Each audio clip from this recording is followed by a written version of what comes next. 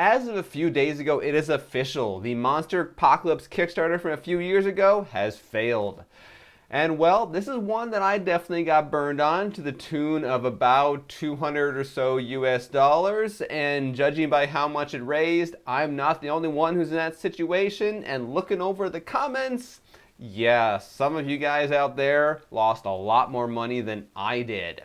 Privateer Press put up this announcement right here, the big Monsterpocalypse update back at the end of January of 2025.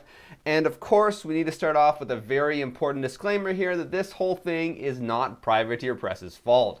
Granted, 2024 was not a particularly great year for them. They ended up selling off War Machine over to Steamforged Games. Here's that announcement right here. And basically at this point, Privateer Press is mostly just a miniature manufacturer for Steamforged Games. And when it comes to the actual Monsterpocalypse Kickstarter, well, that was run by the now fairly infamous company Mythic Games. Let's take a look at the Kickstarter page. Here we go, and this was my selection over here for $159. And you can see that the total goal or total amount raised was about 1.3 million US dollars. And then from here, of course, with Kickstarter, they jumped over to GameFound to handle the late backer pledge as well as shipping. Now on the GameFound page over here, I can't actually see how much additional money they raised, but I know for a fact that I paid about $40 shipping for a product that clearly never actually existed. So all the stuff you see here are prototypes, and from what I can tell, nothing at all for this game was ever manufactured. Now you may be wondering, aren't you running your own Kickstarter campaign while you're reporting on another failed one? Yes, I am, and that's for my latest set of Fractured Colony gaming miniatures, linked down in the description below. And also at fracturedcolony.com you can learn more. But unlike Mythic Games, my miniatures are done and they're sitting right behind me on the set.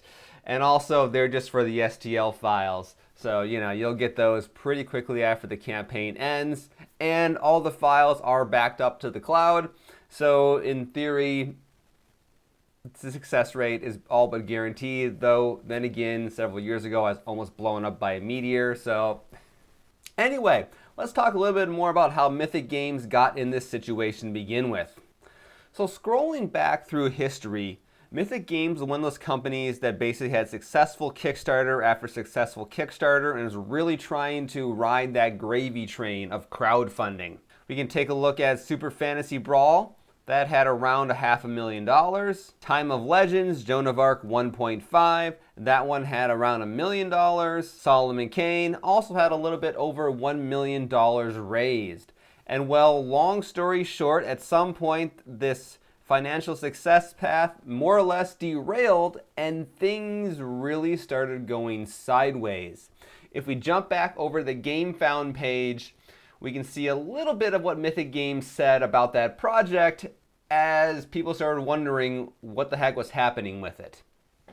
Mythic Games important update. The year 2022 has been very difficult for crowdfunding-based companies, and Mythic Games has not been spared this crisis. The consequences of COVID and the war in Ukraine has resulted in very significant additional cost, which when it comes to producing and delivering games, launching and crowdfunding before these two crises costs much more than printing and shipping estimates of time. So you can read some more details there if you're really curious to know what they were talking about, but you can also read all the comments about people having to pay more money for games to get them delivered, increased shipping costs. And there's a lot of behind the scenes speculation as to what exactly happened, and I'm not entirely sure how much of that commentary online is actually suited or based in facts and how much of it is just people kind of guessing and making educated assumptions about what they saw. I could probably go ahead and add some commentary to that, but I don't want any of my comments about Mythic Games to turn into accusations of criminal behavior, because that would not be a good thing to do without very serious proof. And to be honest with you, I haven't looked into all this enough to make such claims with any sort of reliability, so I'm not going to do that. But when it comes to their other games, Monsterpocalypse is not the only one that's been having troubles. Several of their games got sold off to other companies. Darkest Dungeons somewhat got fulfilled because there's actually a copy of it sitting in my game room. It's not mine, my friend owns it. So some people got that game, other people said they didn't. Yeah, it became a real mess later on. Let's take a look back at Privateer Press and how they got brought back into this because, well, originally, if you didn't know, Monsterpocalypse was a Privateer Press property launched, I don't know, back in 2010 or so. We actually talked about it back in the old days of the Tabletop Battlefield podcast. And I believe it actually won our Game of the Year because it was a pretty awesome tabletop game. It was this really cool kaiju fighting thing. But anyway, let's see what Privateer Press has to say about this unmitigated disaster of a crowdfunding campaign. Privateer Press simply says, but we know the question many have been waiting to be addressed is, what's in store for Monsterpocalypse? The answer is complicated, to say the least, and we needed time to make sure we had a concrete direction that we could execute on before making any announcements. So Privateer Press doesn't have a whole lot they can do to resolve or make this situation kind of go away or give people the game because they don't have the money themselves to make the game. But what they're gonna do, we have obtained the files that were adapted for the Mythic Kickstarter intended for board game production. We are currently working through the catalog to create the pre-supports for 3D printing. This is happening as part of the effort described above and will require several months as we must outsource the support work at our expense. But as we get a chunk of them done, we will reach out to the backer list we have obtained from Mythic with details on obtaining the files once they are available to download. We will also be creating a PDF repository of printable cards and map files where all the information needed for gameplay can be downloaded. Again, this will take some time, but our goal is to be able to have something available within the next few months. Now, what's not stated here in this article is just how many of the STL files were actually completed for the board game, because there was a lot of miniatures promised in that Kickstarter. So I'm not sure if we're going to get just a few factions, or if we're going to get everything, or if the various backers are only going to get the stuff they pledged, which would really blow. Because I know personally I chose not to spend additional money on the Kickstarter because I wanted to buy several of the sets from my friend's game store, which I thought would be a nice polite thing to do. So I would really like those STL files for the factions I didn't back in the Kickstarter that I wanted to buy later on. So I don't know what Privateer Press is going to do or what they're able to do in terms of the amount of miniatures, but we'll find out in a few months to see what we get because, yeah, this is going to be a fun situation. However, Privateer Press is not going to let a good crisis go to waste, as I didn't let a good crisis go to waste to promote my Kickstarter, FracturedColony.com.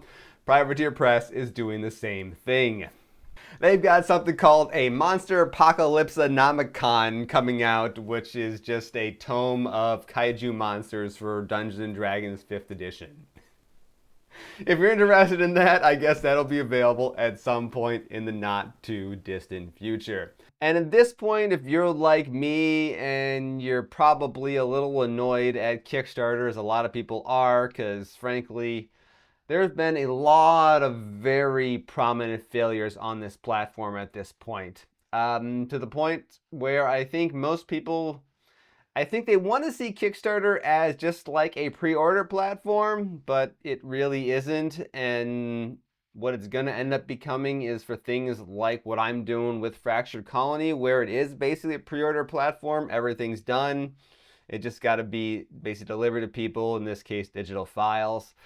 So I think the wonderful, fun, what do you call it, honeymoon days of Kickstarter where you give people a lot of money and some cool project turns up 2 years later is probably just still continuing to erode away. And that's just how it's going to be. And frankly, even with using Kickstarter as a pre-order platform, there really isn't any way to get your money back if things go sideways, where if perhaps you actually were to just pre-order the game through the manufacturer as an official pre-order. So yeah, that is pretty much where we're at this point.